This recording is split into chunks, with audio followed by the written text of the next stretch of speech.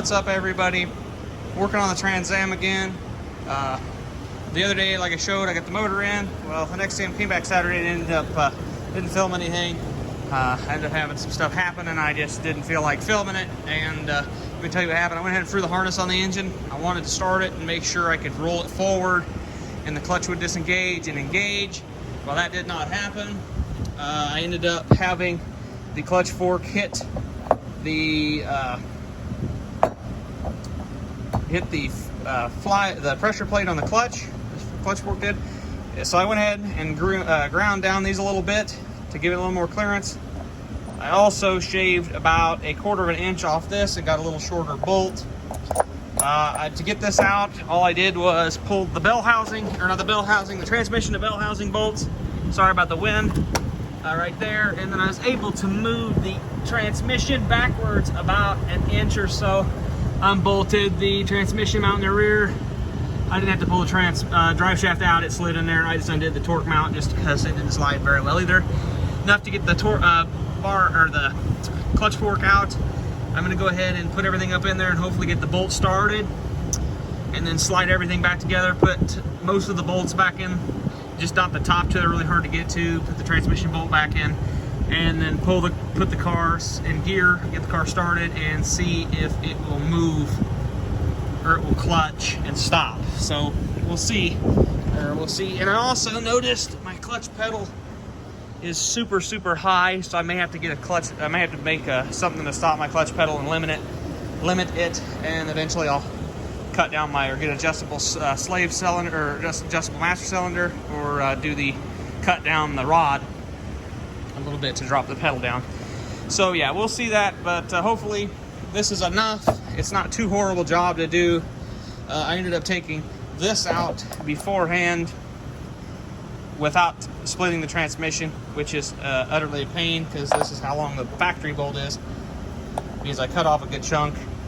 I got a shorter bolt just to help not be threaded all the way in there and possibly damage the transmission housing.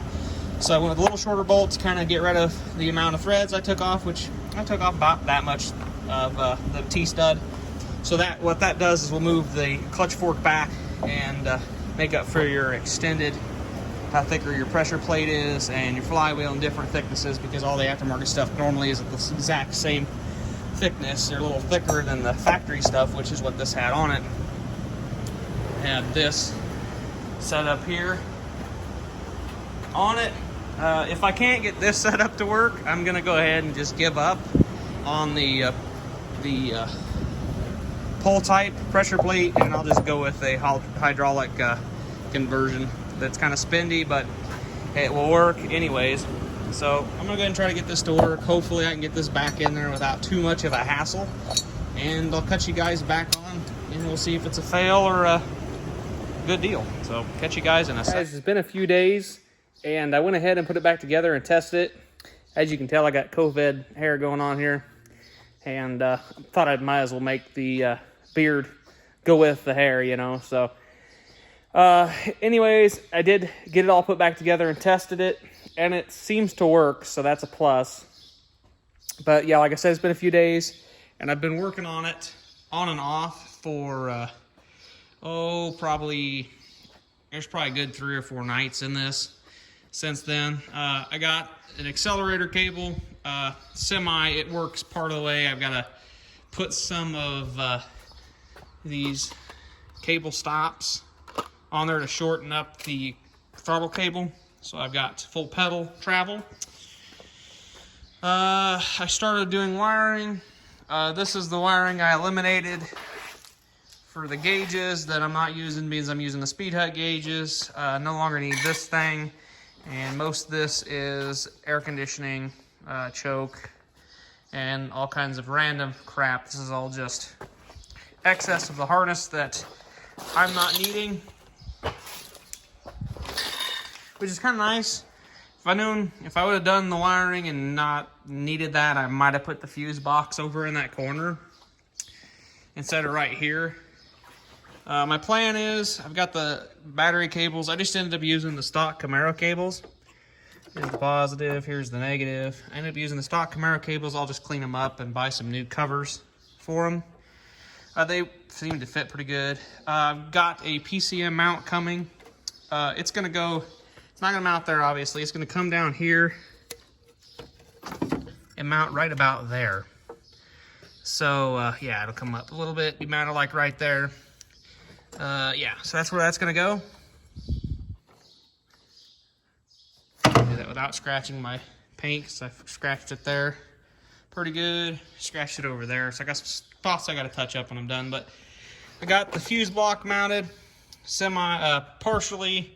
I gotta drill out a hole to mount here, and then I'm probably gonna build pieces that come off of this to go over that actually holds the PCM as well. So this is just in here for right now, so I can get the fuse block kind of mounted. So a lot of people are curious about how the battery is going to go in and out.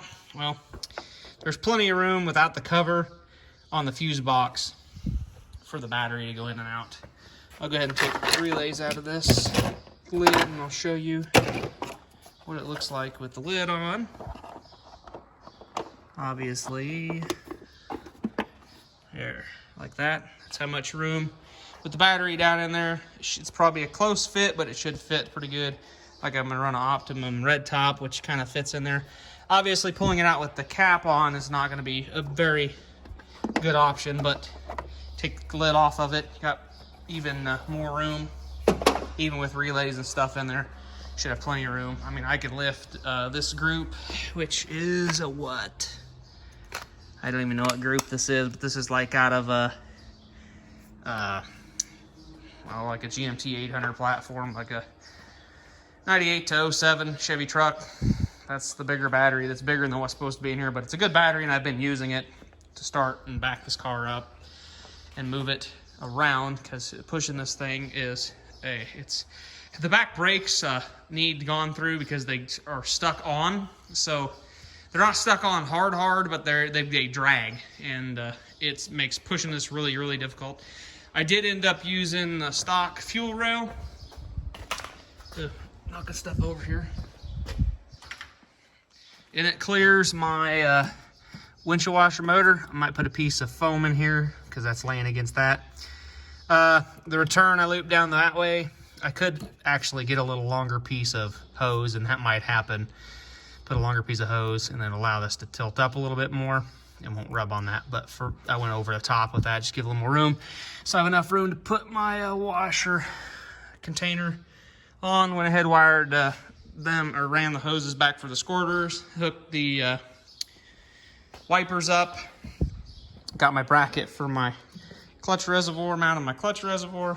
I got to tie down my wiring for my headlights.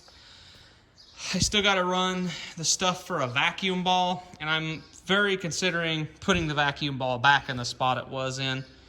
And then I'll just bring a hose. I'll bring 2 vacuum lines up and run them clear across the engine bay. Or it's still a good possibility that it might actually get bolted down in here,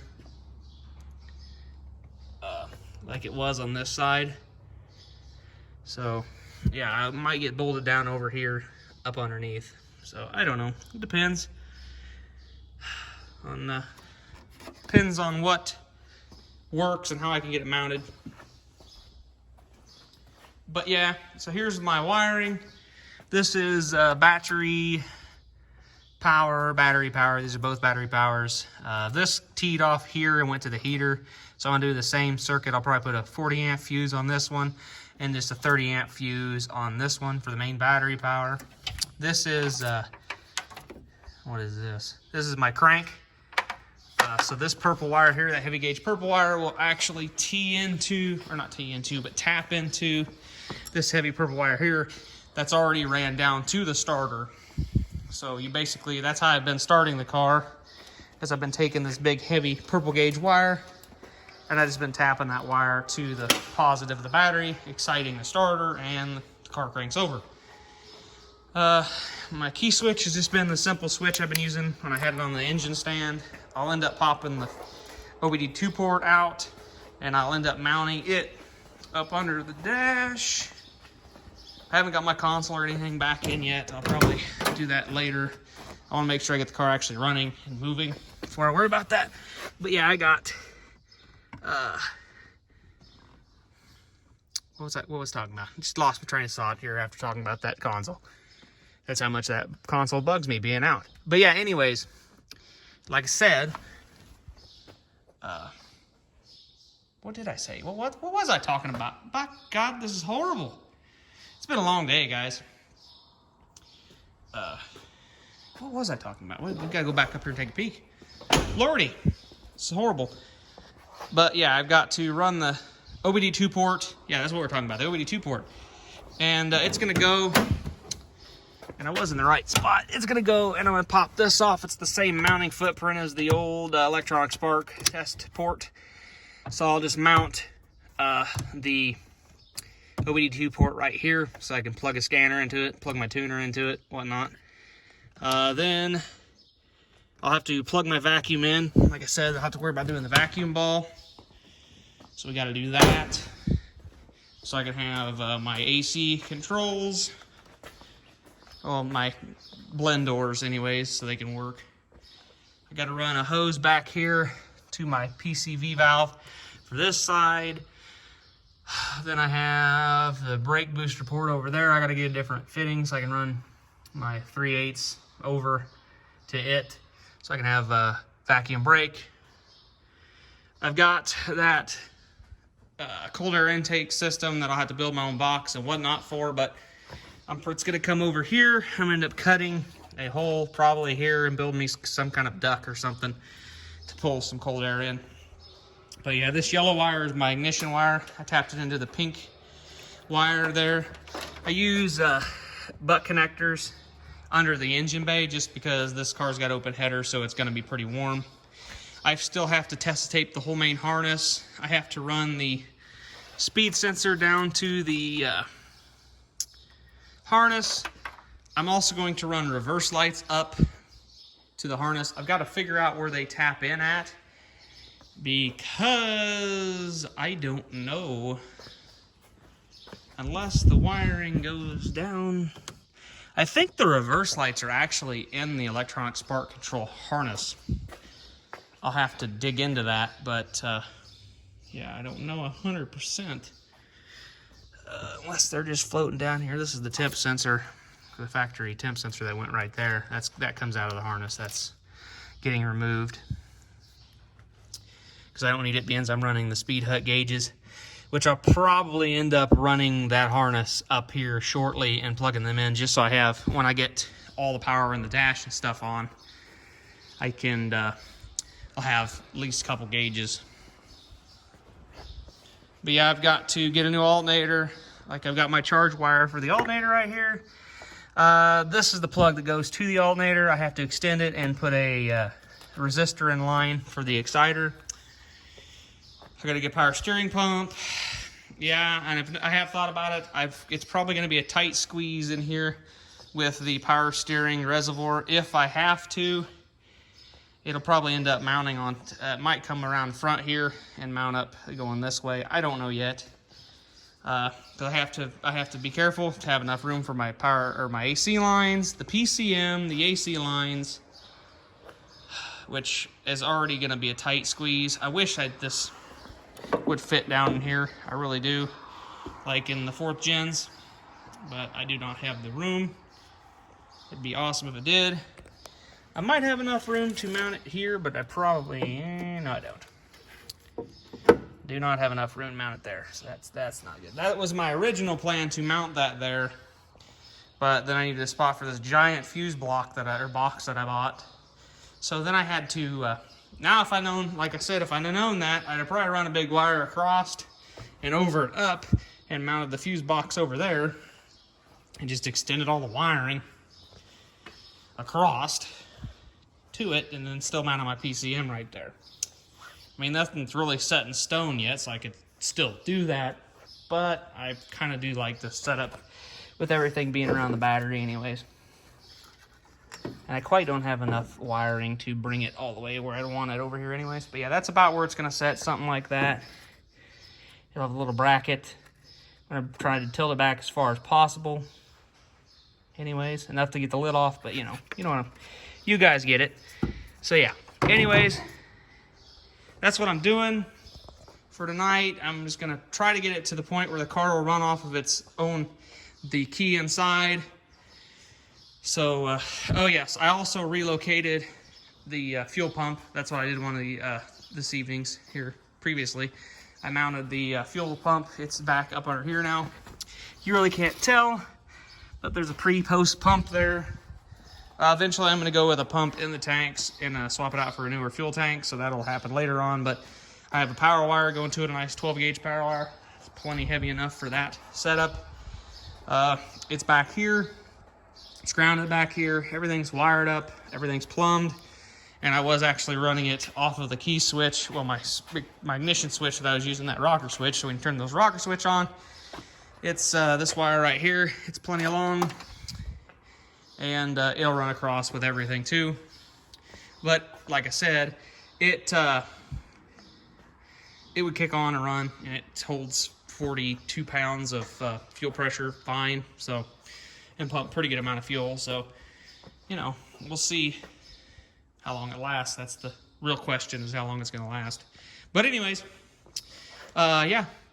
So that's what we're doing, and that's the update on the Trans Am for right now. And I'm hoping to have it running and driving here within the next couple of weeks, hopefully. Who knows? I have another project possibly coming up. It's it's not 100% set in stone right now, but it is a really good chance it's going to happen. So I'm trying to get this done so I can get it out of here so I can start working on this next project. Yeah, I know I've got a bunch of other projects, but this project will be done, or we'll get it in, get it, hopefully get it knocked out real quick, or pretty quick like, and then we can get that done. But anyways, like I said, I'm gonna go ahead and end this video, and yeah, so thank you guys for watching, and remember, if you haven't already, subscribe.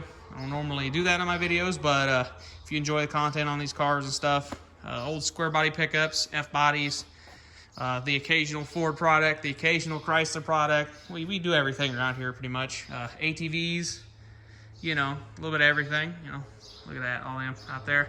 You know, we do a little bit of everything around here. So if you guys like that, go ahead and hit the subscribe button. So yeah, we'll catch you guys in the next video. Have a good one.